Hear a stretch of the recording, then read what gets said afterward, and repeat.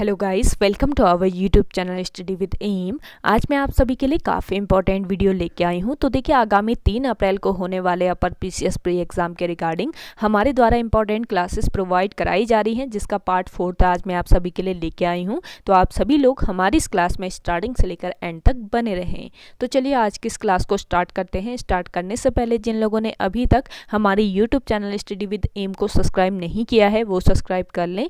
साथ ही साथ बगल में जो बेल आइकन दिख रहा है इसे भी प्रेस कर लें, ताकि हम कोई भी वीडियो डालते हैं तो उसका नोटिफिकेशन आपके पास जल्द से जल्द पहुंच जाए। आप सभी लोग हमारे टेलीग्राम चैनल को भी ज्वाइन कर सकते हैं। अराउंड 6.3 के यहाँ पे ग्रुप मेंबर्स हो चुके हैं। सुबह 10 बजे और शाम 8 बजे यहाँ पे क्विज का आयोजन भी कराया जाता है। इसके अलावा अदर इंपॉर्टेंट अपडेट्स पीडीएफ्स यहीं पे शेयर की जाती हैं। लिंक आपको उसका डिस्क्रिप्शन बॉक्स में मिल जाएगा।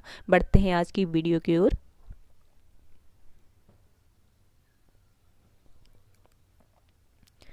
इस सीरीज का पहला क्वेश्चन है, निम्नलिखित में से किस आयोग की सिफारिशों के आधार पर सरकार ने भविष्य की अकाल सहायता नीति निर्धारित की थी। मोस्ट इंपॉर्टेंट क्वेश्चन है। तो किस आयोग की सिफारिशों के आधार पर, मैकडॉनल्ड आयोग की सिफारिशों के आधार पर सरकार ने भविष्य की अकाल सहायता नीति निर्धारित की थी। ऑप्शन फर्स्ट बिल्कुल करेक्ट आंसर है। देखिए, मैकडॉनल्ड आयोग ये कब अपॉइंट किया गया था? मैकडॉनल्ड आयोग या मैकडॉनल्ड कमीशन अपॉइंट किया गया था वर्ष 1900 ईस्वी में। मोस्ट इंपॉर्टेंट पॉइंट है, वर्ष 1900 ईस्वी में मैकडॉनल्ड आयोग अपॉइंट किया गया था। नेक्स्ट क्वेश्चन देखिए, भूमध्य रेखा निम्नलिखित में से किस दक्षिण अमेरिकी देश से होकर नहीं गुजरती है? देखिए, भूमध्य रेखा किस दक्षिणी अमेरिकी देश से होकर गुजरती है? सबसे पहले इसकी बात करते हैं। भूमध्य रेखा जो है ये इक्वाडोर, कोलंबिया और ब्राजील से होकर गुजरती है, लेकिन पेरू से होकर नहीं गुजरती है। तो आपका ऑप्शन फर्स्ट पेरू बिल्कुल राइट आंसर हो जाएगा।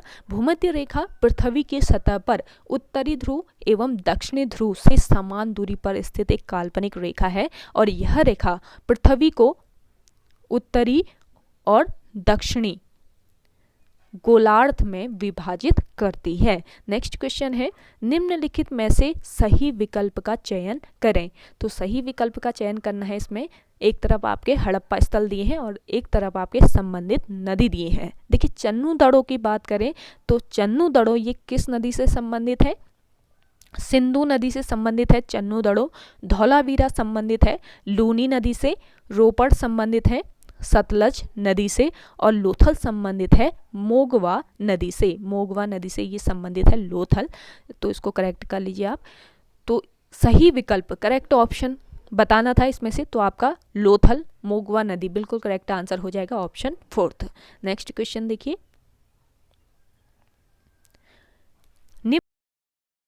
निम्नलिखित राज्य में राष्ट्रीय राजमार्गों की लंबाई सबसे अधिक है।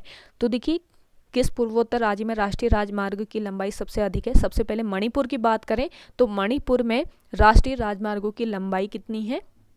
1750 किलोमीटर। मेघालय राज्य में राष्ट्रीय राजमार्गों की लंबाई है 1155 किलोमीटर। मिजोरम में है 1422 किलोमीटर। और आपके नागालैंड में कितनी है? 1547.7 किलोमीटर। तो सबसे अधिक पूछा है यहाँ पे, सबसे अधिक किसकी है? मणिपुर राज्य की है। मणिपुर में कितनी है? 1750 किलोमीटर। तो आपका ऑप्शन फर्स्ट बिल्कुल करेक्ट आंसर हो जाएगा इस क्वेश्चन का। नेक्स्ट क्वेश्चन देखिए, निम्नलिखित में से गलत विकल्प का चयन करना है। देखिए, एक तरफ आपके राज्य दिए हैं, दूसरी तरफ जनजाति महोत्सव दिए हैं। तो गलत युग्म बताना है कौन सा है। तमिलनाडु की बात करें तो तमिलनाडु राज्य में मनाया जाता है पोंगल महोत्सव, ये बिल्कुल सही है। तमिलनाडु में ही मनाया जाता है पोंगल। मिजोरम में मनाया जाता है चापचार कोट महोत्सव, ये भी सही है। हिमाचल प्रदेश में मनाया जाता है गोची महोत्सव। और आपका नागालैंड में नुकाहाई महोत्सव, ये इनकरेक्ट है। देखिए, नुकाहाई महोत्सव ये किस राज्य में? उड़ीसा राज्य में मनाया जाता है। उड़ीसा राज्य में मनाया जाता है कौन सा महोत्सव? नुकाहाई महोत्सव। तो आपका इनकरेक्ट बताना था, इनकरेक्ट हो गया आपका नागालैंड नुकाहाई महोत्सव। ऑप्शन फोर्थ बिल्कुल करेक्ट आंसर है। नेक्स्ट देखिए, निम्नलिखित में से कौन सा राज्य बांग्लादेश की सीमा को स्पर्श नहीं करता? निम्नलिखित में से कौन सा राज्य चीन की सीमा को स्पर्श नहीं करता। देखिए सबसे पहले बांग्लादेश की बात कर लेते हैं। बांग्लादेश को कौन कौन से राज्य स्पर्श करते हैं, बांग्लादेश की सीमा को स्पर्श करते हैं? पश्चिम बंगाल, इसके अलावा मेघालय, मिजोरम, त्रिपुरा और असम। पश्चिम बंगाल, मेघालय, मिजोरम, त्रिपुरा और असम ये बांग्लादेश की सीमा को स्पर्श करते हैं, लेकिन सिक्किम जो है ये नहीं करता है। और आपके चीन की सीमा की बात करें तो चीन की सीमा को कौन कौन से स्पर्श करते हैं राज्य? इसका राइट हो जाएगा लद्दाख करता है चीन की सीमा को स्पर्श। इसके अलावा हिमाचल प्रदेश करता है, हिमाचल प्रदेश जो ये भी करता है चीन की सीमा को स्पर्श। उत्तराखंड करता है, सिक्किम करता है और अरुणाचल प्रदेश भी करता है। लेकिन इसमें असम जो है ये नहीं करता है। तो आपका क्या करेक्ट हो जाएगा? पहला जो है सिक्किम नहीं करता था बांग्लादेश की सीमा को स्पर्श, और चीन की सीमा को स्पर्श नहीं करता है कौन? असम। तो आपका सिक्किम और असम बिल्कुल करेक्ट आंसर हो जाएगा ऑप्शन थर्ड। कौन कौन से सीमा स्पर्श करते हैं, कौन कौन से राज्य, ये आप जरूर ध्यान में रखिएगा, तभी आप करेक्ट कर पाएंगे कौन सा नहीं करता है। तो इस तरीके से आपको सॉल्व करना है। अगला देखिए, धन शोधन निवारण अधिनियम कब लागू किया गया था? मोस्ट इंपॉर्टेंट क्वेश्चन है। धन शोधन निवारण अधिनियम ये लागू किया गया था वर्ष 2002 में। और सरकारी प्रतिभूति अधिनियम कब लागू किया गया था? सरकारी प्रतिभूति अधिनियम लागू किया गया था वर्ष 2006 में। तो आपका वर्ष 2002 और 2006 ऑप्शन 4 तो बिल्कुल करेक्ट आंसर हो जाएगा। देखिए धन शोधन निवारण अधिनियम का उद्देश्य क्या था? काले धन को सफेद करने से रोकना इसका उद्देश्य था। और इसमें धन शोधन से प्राप्त धन को राजसात या जब्त करने का प्रावधान है। और यह अधिनियम 1 जुलाई 2005 से प्रभावी हुआ था। कौन सा अधिनियम? धन शोधन निवारण अधिनियम। मोस्ट इंपॉर्टेंट पॉइंट है, इसको जरूर ध्यान रखिए। नेक्स्ट देखिएगा, सर्वेंट्स ऑफ इंडिया सोसाइटी की स्थापना कहाँ पर की गई थी? देखिए सर्वेंट्स ऑफ इंडिया सोसाइटी की स्थापना की गई थी कहाँ पर? बम्बई में इसकी स्थापना की गई थी। सर्वेंट्स ऑफ इंडिया सोसाइटी के ऑप्शन फर्स्ट बिल्कुल राइट आंसर है। सर्वेंट्स ऑफ इंडिया सोसाइटी इसकी स्थापना कब हुई? वर्ष 1905 ईस्वी में सर्वेंट्स ऑफ इंडिया सोसाइटी की स्थापना हुई। और इसकी स्थापना किसके द्वारा की गई? गोपाल कृष्ण गोखले के द्वारा। गोपाल कृष्ण गोखले के द्वारा सर्वेंट्स ऑफ इंडिया सोसाइटी की स्थापना की गई थी। मोस्ट इंपॉर्टेंट पॉइंट है, इनको जरूर ध्यान रखिएगा। वर्ष 1905 में गोपाल कृष्ण गोखले के द्वारा सर्वेंट्स ऑफ इंडिया सोसाइटी की स्थापना कहाँ पर? बम्बई में की गई थी। नेक्स्ट क्वेश्चन देखिए, निम्नलिखित में से किसने ईस्ट इंडिया एसोसिएशन की स्थापना की थी? ये भी मोस्ट इंपॉर्टेंट है। देखिए ईस्ट इंडिया एसोसिएशन की स्थापना किसने की थी? दादा भाई नौरोजी ने की थी। ऑप्शन सेकंड बिल्कुल राइट आंसर हो जाएगा। देखिए ईस्ट इंडिया इंडियन एसोसिएशन की स्थापना कब हुई थी? ये भी क्वेश्चन पूछा जा सकता है। तो कब हुई थी? वर्ष 1866 में इसकी स्थापना हुई ईस्ट इंडियन एसोसिएशन की। और कहाँ पर इसकी स्थापना हुई? तो ये नोट कर लीजिए, लंदन में। ध्यान रखिए, अब नोट करने का टाइम तो है नहीं। लंदन में इसकी स्थापना की गई ईस्ट इंडियन एसोसिएशन की। और किसके द्वारा? दादा भाई नौरोजी के द्वारा इसकी स्थापना की गई। ईस्ट इंडिया एसोसिएशन भारत से संबंधित मामलों के लिए लंदन में स्थित एक संगठन है। और इसके सदस्य भारतीय और सेवानिवृत्त ब्रिटिश अधिकारी थे। तो ये मोस्ट इंपॉर्टेंट क्वेश्चन है, कब इसकी स्थापना की गई, कहाँ पर की गई और किसने इसकी स्थापना की? ये मस्ट है, इसको आप जरूर ध्यान में रखें। नेक्स्ट क्वेश्चन देखिएगा, निम्नलिखित में से सही विकल्प का चयन करें। तो सही विकल्प का चयन करना है। देखिए कवाल टाइगर रिजर्व की बात करें तो कवाल टाइगर रिजर्व ये किस राज्य में है? तेलंगाना राज्य में है आपका कवाल टाइगर रिजर्व, तेलंगाना में। सदकोशिया टाइगर रिजर्व ये उड़ीसा राज्य में है, बिल्कुल करेक्ट है। दम्पा टाइगर रिजर्व ये किस राज्य में है? मिजोरम में है, मिजोरम में है दम्पा टाइगर रिजर्व। और बोर टाइगर रिजर्व ये किस राज्य में है? ये है आपके महाराष्ट्र में। महाराष्ट्र में कौन सा? Bore tiger reserve. तो कौन से टाइगर रिजर्व कहाँ पर लोकेटेड है, ये मोस्ट इंपॉर्टेंट है, इनको जरूर ध्यान में रखिए। और आपका यहाँ पे करेक्ट विकल्प बताना था, तो करेक्ट आपका है सतकोसिया टाइगर रिजर्व, उड़ीसा राज्य। ऑप्शन सेकंड बिल्कुल राइट आंसर है। देखिए कवाल टाइगर रिजर्व की बात करें तो कवाल टाइगर रिजर्व ये तेलंगाना राज्य में है और इसकी स्थापना कब की गई, वर्ष 1965 ईस्वी में कवाल टाइगर रिजर्व की स्थापना हुई और इसे वन्य जीव संरक्षण अधिनियम 1972 के तहत संरक्षित क्षेत्र घोषित किया गया है। मोस्ट इंपॉर्टेंट है। और सरकार ने वर्ष 2012 में कवाल वन्य जीव विहार, ये पहले वन्य जीव अभ्यारण्य था, वन्य जीव अभ्यारण्य, वर्ष 2012 में कवाल वन्य जीव अभ्यारण्य को टाइगर रिजर्व घोषित किया गया। मोस्ट इंपॉर्टेंट पॉइंट है, टाइगर रिजर्व इसको कब घोषित किया गया ये भी पूछा जा सकता है। तो वर्ष 2012 में कवाल वन्य जीव अभ्यारण्य को टाइगर रिजर्व घोषित किया गया है। और आपके दंपा टाइगर रिजर्व की बात करें तो दंपा टाइगर रिजर्व इसकी स्थापना कब की गई, वर्ष 1985 ईस्वी में इसकी स्थापना हुई और इसे वर्ष 1994 ईस्वी में एक बाघ आरक्षित क्षेत्र घोषित किया गया। और देखिए केंद्रीय पर्यावरण और वन मंत्रालय ने 1 जुलाई 2014 को टाइगर रिजर्व के रूप में बोर वन्य जीव अभ्यारण्य को अधिसूचित किया था। मोस्ट इंपॉर्टेंट है, केंद्रीय पर्यावरण और वन मंत्रालय ने 1 जुलाई 2014 को टाइगर रिजर्व के रूप में बोर वन्य जीव अभ्यारण्य को अधिसूचित किया और यह वन्य जीव अभ्यारण्य भारत का 47वां टाइगर रिजर्व बना। तो भारत का 47वां टाइगर रिजर्व कौन सा बना ये भी पूछा जा सकता है। ये भारत का 47वां टाइगर रिजर्व बना।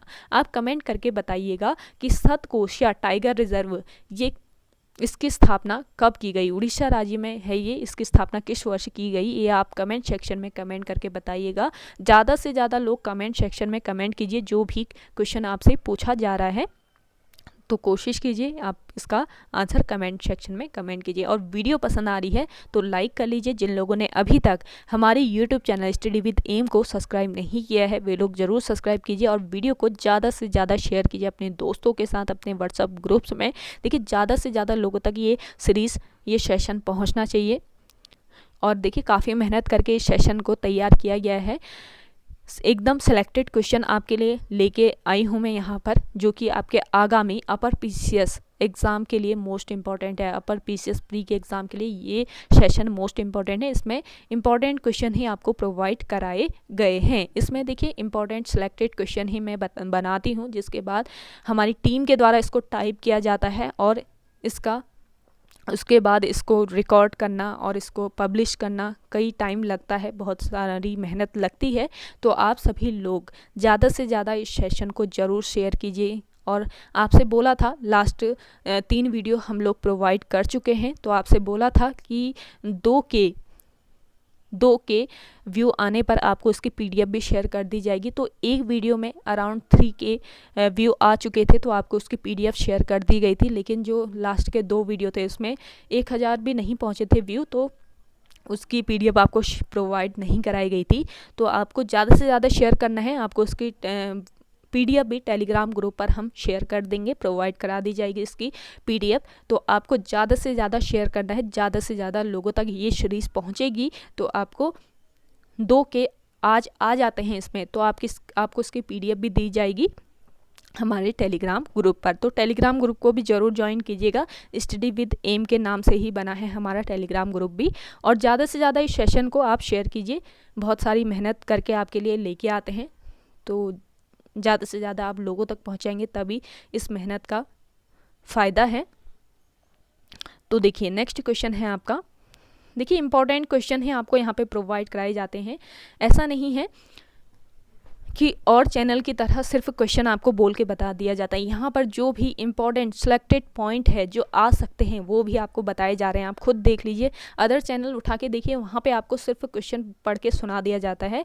लेकिन यहाँ पे एक एक पॉइंट जो इम्पॉर्टेंट है एग्ज़ाम के लिए वो आपको बताया जा रहा है, ताकि आयोग आपसे कोई भी क्वेश्चन पूछता है तो आप इसका करेक्ट आंसर करके आए वहाँ पे। ये नहीं कि जो आपने दिमाग में है वो तो याद रहा, जो नहीं पढ़ा आपने वो आपको याद नहीं रहा। तो इसलिए यहाँ पे इम्पॉर्टेंट पॉइंट भी आपको बताए जाते हैं। एकमात्र ऐसा चैनल है स्टडी विद एम जहाँ पर आपको डिटेल वीडियो प्रोवाइड कराई जा रही हैं। तो आप सभी लोग हमारे इस चैनल को ज़्यादा से ज़्यादा सब्सक्राइब कर लीजिएगा और ज़्यादा से ज़्यादा हमारे सेशन को शेयर कर दीजिए अपने दोस्तों के साथ, अपने व्हाट्सएप ग्रुप्स में। अगला देखिएगा, केंद्रीय ग्रामीण स्वच्छता कार्यक्रम कब शुरू किया गया था? केंद्रीय ग्रामीण स्वच्छता कार्यक्रम ये शुरू किया गया था कब? वर्ष 1986 ईस्वी में शुरू किया गया था केंद्रीय ग्रामीण स्वच्छता कार्यक्रम। मोस्ट इंपॉर्टेंट है। और निम्नलिखित में से किस पंचवर्षीय योजना के दौरान केंद्रीय ग्रामीण स्वच्छता कार्यक्रम शुरू किया गया था? तो ये कौन सी पंचवर्षीय योजना थी? ये थी आपकी 7वीं पंचवर्षीय योजना।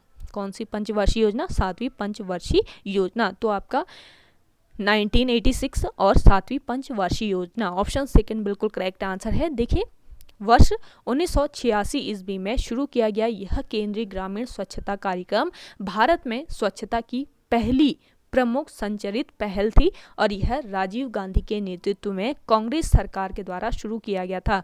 किस सरकार के द्वारा इसको शुरू किया गया था ये भी पूछा जा सकता है। तो किस सरकार के द्वारा? कांग्रेस सरकार के द्वारा शुरू किया गया था। किसके नेतृत्व में? राजीव गांधी के नेतृत्व में। तो इम्पॉर्टेंट पॉइंट है, इनको जरूर ध्यान रखिएगा। नेक्स्ट देखिए, लाल पांडा परियोजना कब शुरू की गई थी? मोस्ट इंपॉर्टेंट है, लाल पांडा परियोजना शुरू की गई थी वर्ष 1996 ईस्वी में। ऑप्शन सेकंड बिल्कुल करेक्ट आंसर है। वर्ष 1996 ईस्वी में विश्व वन्य जीव कोष WWF के सहयोग से पद्यजा नायडू हिमालयन जंतु पार्क के द्वारा लाल पांडा परियोजना की शुरुआत की गई थी। किसके द्वारा की गई ये ध्यान रखिएगा। वर्ष 1996 ईस्वी में विश्व वन्य जीव कोष WWF के सहयोग से पद्यजा नायडू हिमालयन जंतु पार्क के द्वारा लाल पांडा परियोजना की शुरुआत की गई थी। और लाल पांडा भारत के पूर्वी हिमालय क्षेत्र में 1500 से लेकर 4000 मीटर की ऊंचाई पर सिक्किम, अरुणाचल प्रदेश तथा दार्जिलिंग के जंगलों में पाया जाता है। और देखिए, जो पांडा है आपका, लाल पांडा जो है, इसे भालू के परिवार का सदस्य माना जाता है। भालू के परिवार का सदस्य इसको माना जाता है। लाल पांडा जो है ये भालू जैसा ही एक जानवर है। तो इसको संरक्षित करने के लिए ये परियोजना शुरू की गई थी वर्ष 1996 ईस्वी में, जो कि कहाँ पर पाया जाता है? सिक्किम, अरुणाचल प्रदेश और दार्जिलिंग के जंगलों में पाया जाता है। तो ये मोस्ट इंपॉर्टेंट क्वेश्चन है, इसको जरूर ध्यान रखिए। और किसके द्वारा इस परियोजना को शुरू किया गया था ये भी आप ध्यान रखेंगे। अगला देखिए, थामिन मृग परियोजना किस वर्ष शुरू की गई थी? थामिन मृग परियोजना ये शुरू की गई थी किस वर्ष? वर्ष 1977 में। ऑप्शन फोर्थ बिल्कुल राइट आंसर है। देखिए, मणिपुर राज्य के लोकटक झील के दक्षिणी पूर्वी भाग में पाए जाने वाले विश्व के इस दुर्लभ स्तनधारी के संरक्षण हेतु वर्ष 1977 ईस्वी में इस परियोजना की शुरुआत की गई थी। तो थामिन मृग ये कहाँ पर? मणिपुर राज्य के लोकटक झील के दक्षिण पूर्वी भाग में पाए जाते हैं और ये विश्व की दुर्लभ स्तनधारी प्रजाति है। तो इसके संरक्षण के लिए वर्ष 1977 ईस्वी में थामिन मृग परियोजना की शुरुआत की गई थी। अगला देखिएगा, निम्नलिखित में से किन अनुच्छेद के अंतर्गत सिक्किम राज्य के संबंध में विशेष प्रावधान किए गए हैं? तो ये कौन सा अनुच्छेद है जिसके अंतर्गत सिक्किम राज्य के संबंध में विशेष प्रावधान दिए गए हैं? ये अनुच्छेद है अनुच्छेद 371 F है। तो ऑप्शन सेकंड बिल्कुल राइट आंसर हो जाएगा। अगला देखिएगा, निम्नलिखित में से किस अंतर्राष्ट्रीय संगठन का मुख्यालय जिनेवा स्विट्जरलैंड में स्थित नहीं है? तो देखिए, जिनेवा स्विट्जरलैंड में स्थित है अंतर्राष्ट्रीय श्रम संगठन का, अंतर्राष्ट्रीय रेड क्रॉस समिति का और विश्व बौद्धिक संपदा संगठन का। लेकिन संयुक्त राष्ट्र सुरक्षा परिषद का मुख्यालय कहाँ पर है? ये न्यूयॉर्क में है। न्यूयॉर्क संयुक्त राज्य अमेरिका में इसका मुख्यालय है, संयुक्त राष्ट्र सुरक्षा परिषद का। तो इस क्वेश्चन का करेक्ट आंसर हो जाएगा ऑप्शन सेकंड। और देखिए, संयुक्त राष्ट्र सुरक्षा परिषद इसकी स्थापना की गई कब? वर्ष 1945 ईस्वी में इसकी स्थापना की गई और इसका मुख्यालय है न्यूयॉर्क, संयुक्त राज्य अमेरिका में। मोस्ट इंपॉर्टेंट है। अगला देखिएगा, निम्नलिखित में से किस यूनेस्को सांस्कृतिक विश्व धरोहर स्थल को सबसे पहले अधिसूचित किया गया था? तो किस यूनेस्को, ये सारे आपके यूनेस्को सांस्कृतिक विश्व धरोहर स्थल हैं, तो सबसे पहले किसको अधिसूचित किया गया है ये आपको बताना है। तो देखिए, सबसे पहले अहमदाबाद का ऐतिहासिक शहर की बात करें तो इसको किस वर्ष अधिसूचित किया गया? वर्ष 2017 में इसको अधिसूचित किया गया है। धौलावीरा को किया गया है वर्ष 2021 में। काकतीय रुद्रेश्वर मंदिर को किया गया है 2021 में, और आपके जयपुर शहर को किया गया है वर्ष 2020 में। तो सबसे पहले किसको किया गया है ये बताना है। सबसे पहले किया गया है 2017 में। किसको? अहमदाबाद का ऐतिहासिक शहर को। तो ऑप्शन फर्स्ट बिल्कुल करेक्ट आंसर है इस क्वेश्चन का। नेक्स्ट क्वेश्चन देखिए, मानव धर्म सभा की स्थापना कहाँ की गई थी? मोस्ट इंपॉर्टेंट है। मानव धर्म की सूरत में इसकी स्थापना की गई थी। और निम्नलिखित में से किसने मानव धर्म सभा की स्थापना की थी? मानव धर्म सभा की स्थापना किसने की थी? मेहताजी दुर्गाराम ने। मेहताजी दुर्गाराम ने इसकी स्थापना की थी। तो सूरत और मेहताजी दुर्गाराम, सूरत और मेहताजी दुर्गाराम, ऑप्शन थर्ड बिल्कुल करेक्ट आंसर है।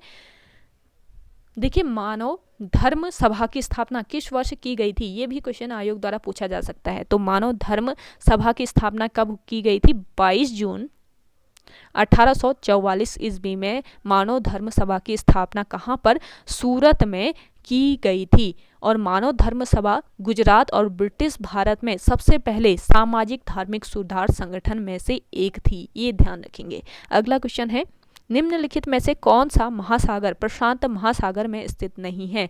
तो कौन सा सागर जो है ये प्रशांत महासागर में स्थित नहीं है? इसका राइट आंसर हो जाएगा मैक्सिको की खाड़ी। मैक्सिको की खाड़ी ये किस महासागर में? अटलांटिक महासागर में स्थित है। तो ऑप्शन फर्स्ट बिल्कुल राइट आंसर हो जाएगा। ज़्यादा से ज़्यादा शेयर कीजिएगा इस सेशन को। मोस्ट इंपॉर्टेंट क्वेश्चंस की ये सीरीज़ है जो कि आपके आगामी अपर पीसीएस प्री एग्जाम के रिगार्डिंग मोस्ट इंपॉर्टेंट है। तो ज़्यादा से ज़्यादा शेयर कीजिएगा आप सभी लोग। अगर आप ज़्यादा से ज़्यादा शेयर करते हैं, इसमें अराउंड 1000 के व्यू आते हैं, तो आपको सेकेंड पार्ट भी इसका प्रोवाइड करा दिया जाएगा शाम को ही। तो आप ज़्यादा से ज़्यादा, आप ही के हाथों में है ये, आपको ये सीरीज़ शाम को भी चाहिए या नहीं चाहिए। तो ज़्यादा से ज़्यादा आप सभी को शेयर करना है। आप सभी से रिक्वेस्ट रहेगा मेरा कि ज़्यादा से ज़्यादा इस सेशन को शेयर कीजिए अपने दोस्तों के साथ, अपने व्हाट्सएप ग्रुप्स में, और कमेंट करके बताइए कि ये सीरीज़ आपको कैसी लगी आज की। तो वीडियो पसंद आ रही है तो लाइक कर लेना है आपको। जिन लोगों ने अभी तक हमारी YouTube channel study with M को सब्सक्राइब नहीं किया है, वे लोग सब्सक्राइब जरूर कीजिएगा। अगला देखिए, निम्नलिखित में से किस राज्य या केंद्र शासित प्रदेश की तट रेखा की लंबाई सबसे कम है? तो देखिए, लक्षद्वीप की बात करें, इसकी तट रेखा की लंबाई कितनी है? 132 किलोमीटर है। 132 किलोमीटर है लक्षद्वीप की तट रेखा की लंबाई। और गोवा की बात करें, गोवा की तट रेखा की लंबाई 101 किलोमीटर है। पुदुचेरी की है कितनी? 47 किलोमीटर। और दमन और द्वीप की है कितनी? 42.5 किलोमीटर। 42.5 किलोमीटर। तो सबसे कम बतानी है, सबसे कम किसकी है? दमन और दीव की है कितनी? 42.5 किलोमीटर। तो आपका करेक्ट आंसर हो जाएगा ऑप्शन फोर्थ, दमन और द्वीप। अगला देखिए, उत्तराखंड में वन अधिकार कानून कब लाया गया था? मोस्ट इंपॉर्टेंट है। उत्तराखंड में वन अधिकार कानून लाया गया था किस वर्ष? वर्ष 2006 में लाया गया था। और उत्तराखंड वन नीति को कब संशोधित किया गया था? उत्तराखंड वन नीति को संशोधित किया गया था वर्ष 2004 में। मोस्ट इंपॉर्टेंट ये क्वेश्चन है, जरूर ध्यान रखिए इन क्वेश्चन को। तो आपका करेक्ट आंसर हो जाएगा वर्ष 2006 और 2004। तो ऑप्शन फोर्थ बिल्कुल राइट आंसर है इस क्वेश्चन का। अगर आपको किसी भी क्वेश्चन में कोई भी डाउट होता है तो आप आपका डाउट क्लियर करा दिया जाएगा। अगला देखिए, ग्वालदम का युद्ध कब लड़ा गया था? ग्वालदम का युद्ध कब हुआ था? आप सभी को पता ही होगा। ग्वालदम का युद्ध 1500 में लड़ा गया था, लेकिन ईयर तो याद कर लेते हम, और किस किस के बीच लड़ा गया था ये याद नहीं रहता है। तो आपको याद रखना है, 1581 में ये लड़ा गया था ग्वालदम का युद्ध। और किसके बीच? ग्वालदम का युद्ध एक तो बलभद्र शाह के बीच बलभद्र शाह थे इसमें एक तरफ, और निम्नलिखित में से किसके बीच लड़ा गया था? बलभद्र शाह और किसके बीच ये युद्ध लड़ा गया था? बलभद्र शाह और रुद्रचंद के बीच ग्वालदम का युद्ध लड़ा गया है। तो किस वर्ष लड़ा गया है? 1581 ईस्वी में। तो 1581 और रुद्रचंद आपका करेक्ट आंसर है, ऑप्शन सेकेंड। नेक्स्ट क्वेश्चन देखिए, आर्थिक कार्यक्रम समिति का गठन कब किया गया था? मोस्ट इंपॉर्टेंट है, आर्थिक कार्यक्रम समिति का गठन किया गया वर्ष 1947 ईस्वी में, और निम्नलिखित में से इसके अध्यक्ष कौन थे? तो देखिए, आर्थिक कार्यक्रम समिति के अध्यक्ष कौन थे? इसका राइट आंसर हो जाएगा पंडित जवाहरलाल नेहरू। तो ऑप्शन फर्स्ट बिल्कुल करेक्ट आंसर है इस क्वेश्चन का। नेक्स्ट क्वेश्चन देखिएगा, भारतीय राष्ट्रीय कांग्रेस के उस अधिवेशन की अध्यक्षता किसने की थी जब भारतीय परिषद अधिनियम 1909 पारित किया गया था? ये भी मोस्ट है। देखिए, भारतीय राष्ट्रीय कांग्रेस के उस अधिवेशन की अध्यक्षता किसने की थी जब भारतीय परिषद अधिनियम 1909 पारित किया गया था? तो इसका राइट आंसर हो जाएगा मदन मोहन मालवीय। ऑप्शन फर्स्ट बिल्कुल राइट आंसर है। इस अधिवेशन की अध्यक्षता किसने की थी? मदन मोहन मालवीय ने की थी। भारत परिषद अधिनियम वर्ष 1909 में ब्रिटिश संसद द्वारा पारित एक अधिनियम था, और यह मार्ले मिंटो सुधार के नाम से भी जाना जाता है। इस अधिनियम को किस नाम से जाना जाता है? भारतीय परिषद अधिनियम को मार्ले मिंटो सुधार के नाम से इसको जाना जाता है। मोस्ट इंपॉर्टेंट ये पॉइंट है, इसको ध्यान रखिए, क्योंकि इस समय मार्ले भारत के सचिव थे। मार्ले जो हैं ये भारत के सचिव थे इस समय, और लॉर्ड मिंटो जो थे ये भारत के वायसराय थे, इसलिए इसको मार्ले मिंटो सुधार भी कहा जाता है। और देखिए, भारतीय राष्ट्रीय कांग्रेस की बात करें तो भारतीय राष्ट्रीय कांग्रेस इसकी स्थापना कब की गई? 28 दिसंबर 1885 ईस्वी को भारतीय राष्ट्रीय कांग्रेस की स्थापना की गई थी। और इसका पहला अधिवेशन कहाँ पर हुआ था? भारतीय राष्ट्रीय कांग्रेस का पहला अधिवेशन ये कहाँ पर किया गया था? बम्बई में हुआ था, ये ध्यान रखेंगे। बम्बई में इसका पहला अधिवेशन हुआ था। और देखिए, भारतीय राष्ट्रीय कांग्रेस के उस अधिवेशन की अध्यक्षता किसने की थी? बम्बई अधिवेशन की। तो आपका करेक्ट आंसर हो जाएगा व्योमेश चंद्र बनर्जी ने। व्योमेश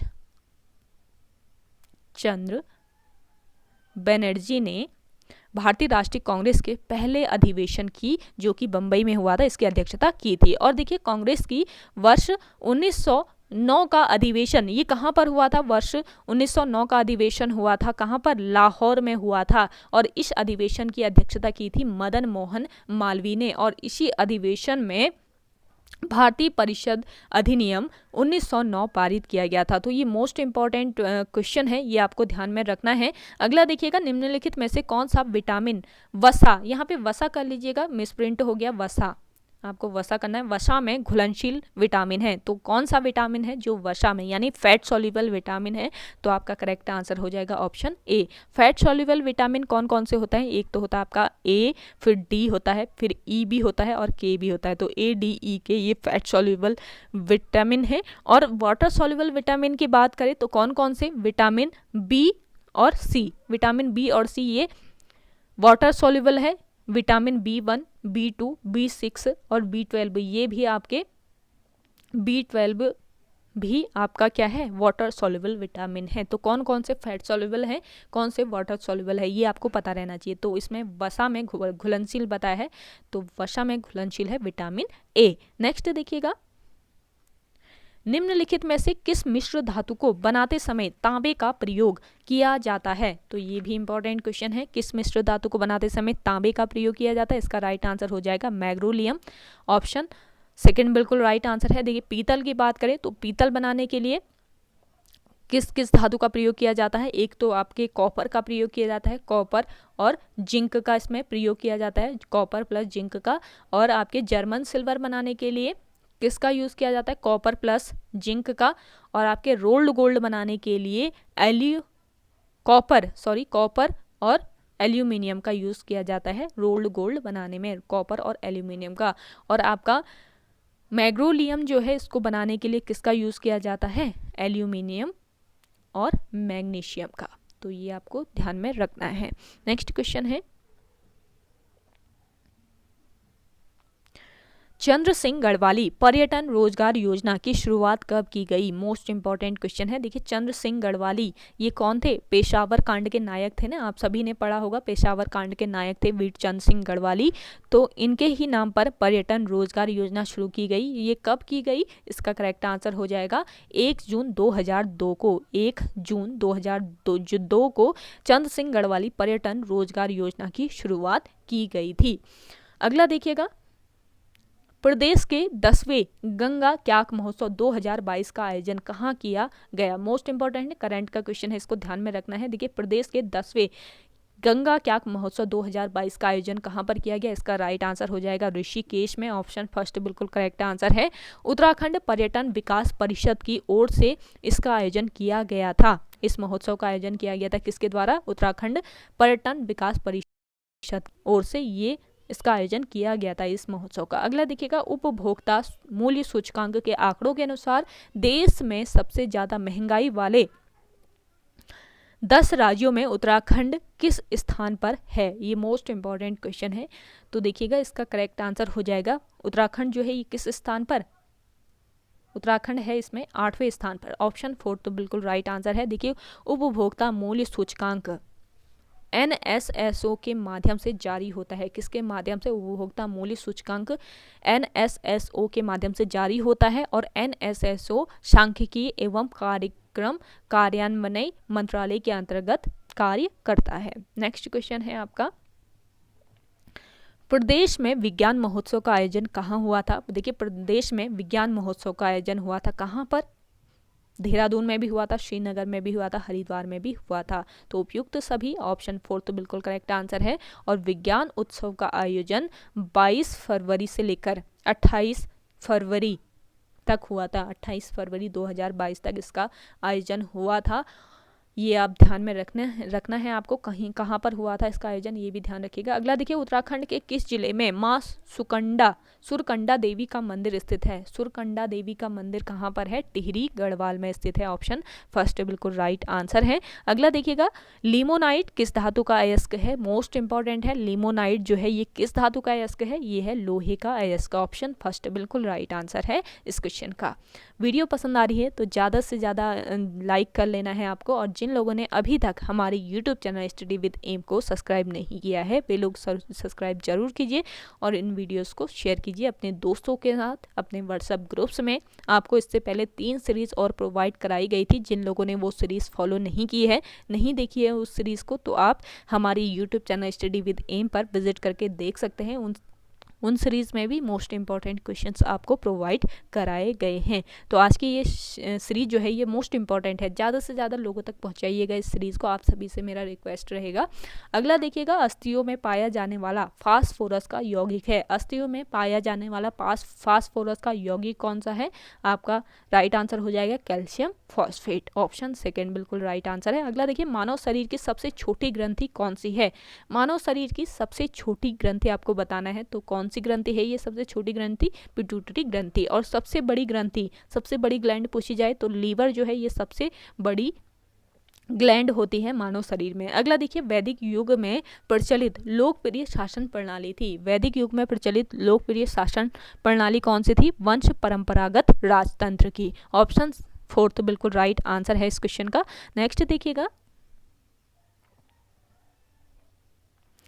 निम्न स्थानों में से किस एक स्थान पर सिंधु घाटी सभ्यता से संबद्ध विख्यात वृषभ मुद्रा प्राप्त हुई थी? मोस्ट इंपॉर्टेंट ये क्वेश्चन है। निम्न स्थानों में से किस एक स्थान पर सिंधु घाटी सभ्यता से संबद्ध विख्यात वृषभ मुद्रा प्राप्त हुई थी? तो आपका राइट आंसर हो जाएगा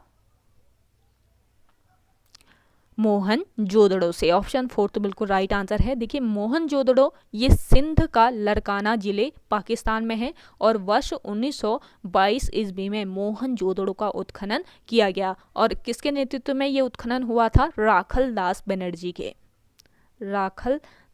बनर्जी के नेतृत्व में इसका उत्खनन किया गया था मोहनजोदड़ो का। अगला देखिएगा, निम्नलिखित में से कौन आत्मीय सभा के संस्थापक थे? मोस्ट इंपॉर्टेंट है। आत्मीय सभा के संस्थापक कौन थे? राजा राम मोहन राय आत्मीय सभा के संस्थापक थे। ऑप्शन फर्स्ट बिल्कुल राइट आंसर हो जाएगा। और आत्मीय सभा की स्थापना कब हुई थी ये पूछा जाए आपसे तो इसका करेक्ट आंसर क्या हो जाएगा? 1814 को 1814 ईस्वी में आत्मीय सभा की स्थापना की गई थी और ये 1828 ईस्वी में ब्रह्म समाज के नाम से जाना गया। तो ब्रह्म समाज की स्थापना कब की गई अगर पूछा जाए तो 1828 आपका राइट आंसर हो जाएगा। आत्मीय सभा की स्थापना हुई थी 1814 ईस्वी में और इससे ही आत्मीय सभा को ही वर्ष 1828 ईस्वी में ब्रह्म समाज के नाम से जाना गया, ये ध्यान रखेंगे। और 1815 ईस्वी में राजा राम मोहन राय जो हैं इन्होंने वेदांत कॉलेज की स्थापना भी की थी। तो वेदांत कॉलेज की स्थापना 1815 ईस्वी में किसके द्वारा की गई? तो आपका राइट आंसर हो जाएगा राजा राम मोहन राय के द्वारा। अगला देखिए, द्वितीय विश्व युद्ध के बाद वर्ष 1946 ईस्वी में कौन भारत आया? देखिए, द्वितीय विश्व युद्ध के बाद वर्ष 1946 ईस्वी में भारत आया कैबिनेट मिशन। ऑप्शन सेकंड बिल्कुल राइट आंसर है। देखिए, ब्रिटिश प्रधानमंत्री एटली ने 15 फरवरी 1946 को भारतीय संविधान सभा की स्थापना एवं तत्कालीन ज्वलंत समस्याओं पर भारतीयों से विचार विमर्श के लिए कैबिनेट मिशन को भेजने की घोषणा की थी। किसने की थी ये आपको पता रहना चाहिए। और 24 मार्च 1946 ईस्वी को दिल्ली पहुंचे कैबिनेट मिशन के सदस्य कौन कौन से थे? एक तो थे आपके स्टेफोर्ड क्रिप्स, दूसरे थे पैथिक लॉरेंस और तीसरे थे A.V. अलेक्जेंडर। तो दिल्ली पहुंचे कैबिनेट मिशन के सदस्य थे ये स्टेफोर्ड क्रिप्स, पैथिक लॉरेंस और A.V. अलेक्जेंडर। और 16 मई 1946 को इस मिशन ने अपनी रिपोर्ट प्रस्तुत की थी, कैबिनेट मिशन ने। नेक्स्ट देखिएगा, शून्यता के सिद्धांत का सर्वप्रथम प्रतिपादन करने वाले बौद्धिक दार्शनिक का नाम क्या है? देखिए, शून्यता के सिद्धांत का सर्वप्रथम प्रतिपादन किसने किया था? तो ये किया था नागार्जुन ने। नागार्जुन जो है ये एक बौद्ध दार्शनिक थे, ये ध्यान रखेंगे। अगला देखिए, भारत में किस शैलाश्रय से सर्वाधिक चित्र प्राप्त हुए हैं? तो भारत के किस शैलाश्रय से? भीमबेटका शैलाश्रय से सर्वाधिक चित्र प्राप्त हुए हैं। ऑप्शन सेकंड बिल्कुल राइट आंसर है। भीमबेटका ये कहाँ पर स्थित है? मध्य प्रदेश के रायसेन जिले में स्थित है भीमबेटका। और ये एक पुरा पाषाणिक आवासीय पुरा स्थल है और यह आदि मानव द्वारा बनाए गए शैल चित्रों और शैलाश्रयों के लिए प्रसिद्ध है भीमबेटका। और इन शैलाश्रयों की खोज कब की गई? इन शैलाश्रयों की खोज 1958 ईस्वी में किसके द्वारा की गई? डॉक्टर विष्णु श्री वाकणकर के द्वारा इसकी खोज की गई। इन शैलाश्रयों की खोज वर्ष 1957-58 में डॉक्टर विष्णु श्रीधर वाकणकर द्वारा की गई थी। मोस्ट इंपॉर्टेंट पॉइंट है, जरूर ध्यान रखिए इसको। नेक्स्ट क्वेश्चन देखिएगा, निम्न में से भारत में 19वीं शताब्दी में पड़े किस अकाल के प्रकोप का समुद्र यानी सी ऑफ कैपिटल, किस अकाल को समुद्र या सी ऑफ कैपिटल कहा गया? तो आपको इसका करेक्ट आंसर हो जाएगा सी ऑफ कैपिटल किसको कहा गया, किस अकाल को कहा गया? उड़ीसा अकाल 1866-67 को कहा गया था। ऑप्शन फोर्थ बिल्कुल राइट आंसर हो जाएगा। समुद्र का प्रकोप या सी ऑफ कैपिटल, इसको सी ऑफ कैलेमिटी इसको कहा गया था, sorry sea of calamity, correct कर लीजिएगा, करेक्शन कर लीजिए। अगला देखिए, अजंता की गुफाएं निम्नलिखित में से किससे संबंधित है? अजंता की गुफाएं किससे संबंधित है? ये आपके ऑप्शन है, किससे? रामायण से, महाभारत से, जातक कथाओं से या पंचतंत्र कहानियों से? तो आपके अजंता की जो गुफाएं हैं ये किससे संबंधित है? जातक कथाओं से संबंधित है। ऑप्शन थर्ड इस क्वेश्चन का करेक्ट आंसर है। अजंता की गुफाएं ये कहाँ पर? महाराष्ट्र के औरंगाबाद जिले में है अजंता की गुफाएं। और अजंता की गुफाएं वर्ष 1983 ईस्वी से यूनेस्को की विश्व धरोहर स्थल घोषित हैं।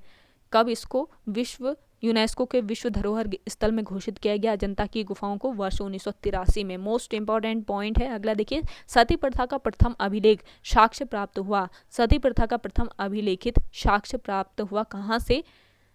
इसका राइट आंसर हो जाएगा एरन। ऑप्शन फर्स्ट बिल्कुल राइट आंसर है। देखिए, सती प्रथा निषेध कानून ये कब आया था? वर्ष 1829 ईस्वी में सती प्रथा निषेध कानून लाया गया और सती प्रथा पर रोक किसके द्वारा लगाई गई थी? सती प्रथा पर रोक लगाई गई थी विलियम बेंटिक के द्वारा। विलियम बेंटिक के द्वारा सती प्रथा पर रोक लगाई गई थी। मोस्ट इंपॉर्टेंट पॉइंट्स हैं। अगला देखिएगा, निम्नलिखित में से कौन एक कनिष्क के दरबार से संबंधित नहीं था? तो कनिष्क के दरबार से कौन कौन संबंधित नहीं था, इनमें से आपको बताना है कौन नहीं था। आपका राइट आंसर हो जाएगा पतंजलि। पतंजलि नहीं था। अगला देखिएगा, उगादि उत्सव किस राज्य में मनाया जाता है? उगादि उत्सव ये किस राज्य में? कर्नाटका में ये मनाया जाता है उगादि उत्सव। ऑप्शन फर्स्ट बिल्कुल राइट आंसर है। अगला देखिएगा, ग्रीन पीस इंटरनेशनल का मुख्यालय कहाँ स्थित है? मोस्ट है इंपॉर्टेंट, ग्रीन पीस इंटरनेशनल का मुख्यालय जो है ये कहाँ पर? एम्स्टर्डम में ये स्थित है। ऑप्शन फर्स्ट बिल्कुल करेक्ट आंसर हो जाएगा। वीडियो पसंद आ रही है तो लाइक जरूर कीजिए और कमेंट सेक्शन में कमेंट करके बताइए कि आज के इस सेशन में 50 क्वेश्चन रखे गए हैं, आउट ऑफ 50 आपने कितना स्कोर किया ये आप कमेंट करके बताएंगे। और आज की ये सीरीज़ आपको कैसी लगी ये भी आप कमेंट सेक्शन में कमेंट करके बताइएगा। नेक्स्ट है आपका, दीनबंधु सार्वजनिक सभा की स्थापना 1884 में किसने की थी? दीनबंधु सार्वजनिक सभा की स्थापना 1884 में हुई थी और इसकी स्थापना की ज्योतिबा फुले ने। ऑप्शन 4 तो बिल्कुल राइट आंसर है। अगला देखिए, सूचना का अधिकार कानून किस वर्ष लागू हुआ था? सूचना का अधिकार कानून लागू हुआ था वर्ष 2005 में। ऑप्शन थर्ड बिल्कुल राइट आंसर है। अगला देखिएगा, भारत में सर्वाधिक तिलहन उत्पादक राज्य कौन सा है? भारत में सर्वाधिक तिलहन उत्पादन राज्य है आपका मध्य प्रदेश राज्य। ऑप्शन फर्स्ट इस क्वेश्चन का करेक्ट आंसर है। अगला देखिए, प्रथम प्रवासी भारतीय दिवस सम्मेलन कहाँ हुआ था? प्रथम प्रवासी भारतीय दिवस सम्मेलन ये हुआ था कहाँ पर? नई दिल्ली में। ऑप्शन सेकंड बिल्कुल राइट आंसर है। और लास्ट क्वेश्चन देखिए इस सीरीज का, विवाह शगुन योजना किस राज्य की प्रमुख योजना है? तो विवाह शगुन योजना ये किस राज्य की? हरियाणा राज्य की प्रमुख योजना है। तो मोस्ट इंपॉर्टेंट आज की ये सीरीज़ है, ये आपको ध्यान में रखना है। तो ओके गाइस, आज की वीडियो में इतना ही। आई होप आपको वीडियो पसंद आई होगी। अगर आज की ये वीडियो आपको पसंद आती है तो वीडियो को लाइक कीजिए, शेयर कीजिए और जिन लोगों ने अभी भी हमारी YouTube channel study with M को सब्सक्राइब नहीं किया है वे लोग ज़रूर सब्सक्राइब कीजिए। चलिए मिलते हैं एक नई इंटरेस्टिंग वीडियोज़ के साथ, तब तक के लिए धन्यवाद।